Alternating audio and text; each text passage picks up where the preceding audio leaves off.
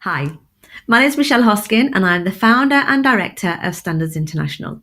I'm going to take a few moments to run you through a number of the frequently asked questions that we get asked as a team every day about BS 8577 and what it can do for a business. So here we go, and I won't take up too much of your time. So, anybody that's met me or has engaged with me in any way knows that I'm slightly obsessed about the difference between running a business and just running a practice. Now, BS 8577 provides the perfect framework for a business in order to use its structures and concepts in order to run a best practice model.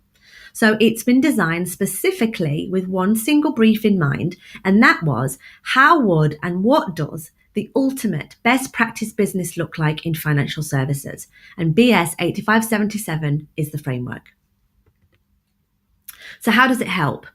Well, the benefits vary from firm to firm, but what I will say is that the biggest differences that this standard makes once it's understood, implemented, achieved, and maintained is consistency. Consistency of process, consistency of behaviors, and also it gives the whole team something to hang their hat on, a guide in which drives their practice, what they do, how they do their jobs, and ultimately it's there to instill best practice at the heart of every single thing that a business does.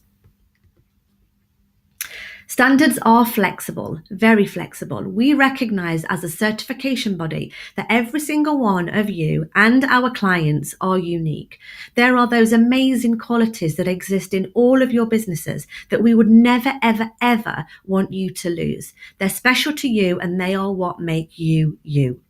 Standards are there to support. They are there to use as your stepping stone to add in to the frameworks what you already do, which is already amazing. So we would never ever expect to standardize to a detrimental and have a detrimental impact on any single thing that you do as a business.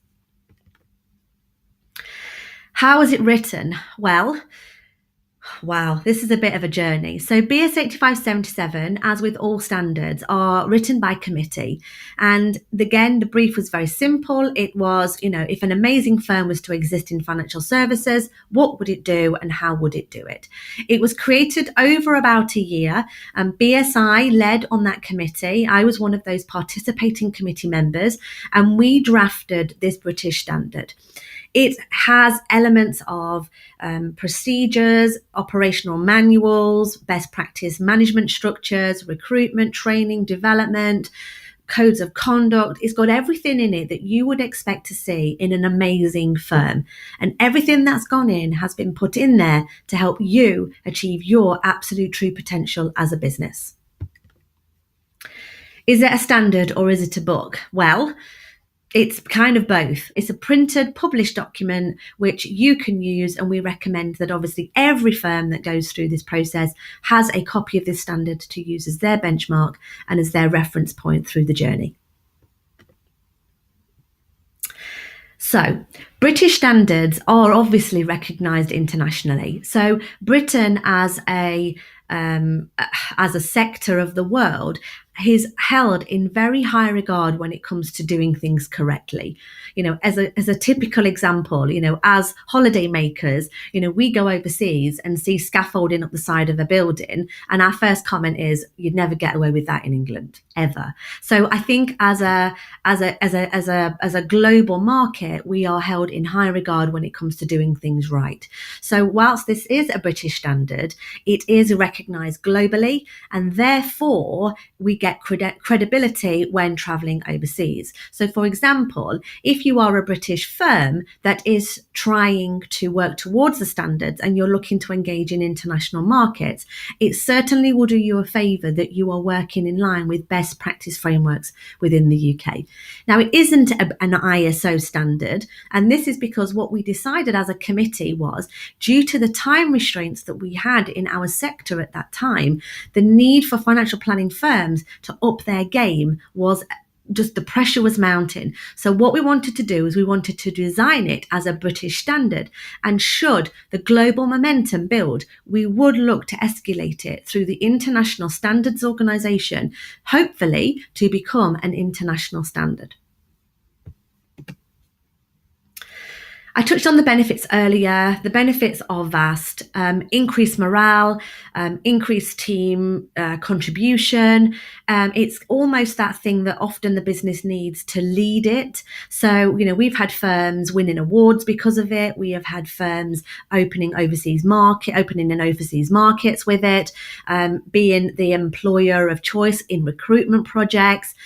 Solicitors and lawyers have their own associated standards. So, when they work or are contacted by a firm from within the UK that has this standard, these are big brownie points to be gained. The benefits are vast and they are so different for every firm. But this is the reason why we add a value benefits guarantee, that if you go through the process and you do not get any value from it and you don't find any benefit, then we will refund you all of your money.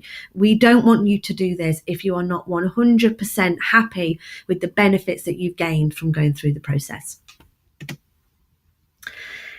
Honestly, it's as much work as you want to put in. The reality is we've had firms who have literally given their heart and soul to this process. We've had firms that actually didn't need to do a great deal because they were already running great systems and infrastructures internally. So the more you put in, the more you will get out. For example, we had an advisor who within his firm, he did a video diary and he put it up on YouTube. And actually, honestly, through the whole process, he put so much effort into embracing fully the requirements of the standard. But now he has a business that just works. It just runs itself. Like, he's a planner. He dips in and out of the business. He's a planner within the firm. The business takes care of itself. This is one of the benefits, but he put that effort in with his team in order to get those benefits out. It takes time, naturally. It takes contribution and commitment from other people in the team, which actually we've seen has a positive impact. It will take as long as it takes, but in terms of contribution, my recommendation is that you allocate an individual within the organisation to take this on as a project. This is not it's a kind of tick box exercise, absolutely not. But what we will encourage is that you embrace this as a project. So there's a project plan involved. You have project people within the team. That might be your business manager, that might be one of your administrators, that own this process and that embrace and are then able to implement fully all of the recommendations that come out as a result of this process. We suggest, and then we do this all the time, if you've got so much on at the moment. Now, I'm not talking about client work because let's be honest, you'll never be free from client work. But if you have got, an IT project on, or your moving office, or a major big project on, we don't suggest that you take this on at the same time. There'll just be too much. However, what we do say is, and as we have it with a number of firms at the moment, if you're going through an IT change or you are looking at designing your whole new service proposition, then doing something like this standard is the best time to do it, because actually you can run the two projects side by side, and actually it shrinks down the amount of work that needs to be done overall. So timing is paramount, and that's why we would encourage you to give us a ring. Let's talk it through. We're not just selling this to you because it suits us. We want to make sure that this is absolutely the right time for you to do this as a project within the business. You want to be looking at, from first engagement, about 12 months. It's very interesting. We often get a lot of phone calls and a lot of inquiries around January, and it's almost like their New Year's resolution to achieve this standard. So we're expecting quite a busy new start to 2019. However, what we will have is firms that want to achieve it within the year, so that by December they're certified to this standard. So some firms it takes 3 months, some firms it takes 2 years, other firms it takes anywhere in between. And we will map that process out with you so that we can map a timeline that suits you, your commitments, holidays, and other projects that you've got in the business. What more can I say? Absolutely we will. We are consultants at heart. Everybody in our team, yes, they are assessors, but they're also consultants and coaches. And that's why we adopt a collaborative approach to every single thing that we do. We have got oodles of clients that you can speak to who we have helped through this process. And, in honesty, they wouldn't have the business that they have without the frameworks that this standard has provided and the support that we have given them in order to really embrace what these standards are trying to do for their business. So it really is a collaborative, and we will be with you every step of the way, and we'll be there for you on an ongoing basis. All standards, in particular with this standard, is assessed on an annual basis. Being part of our academy, which you will become when you go through this journey with us, we're not leaving you stranded to then fend for yourself. We'll be with you for as long as it takes. This is something that we're very quite excited about. So the Certificate in Business and Operations Management. So obviously, if an individual within that organisation, in your organisation, has transitioned your business from where it was to achieving certification in BS 8577, then naturally they themselves have achieved a great thing.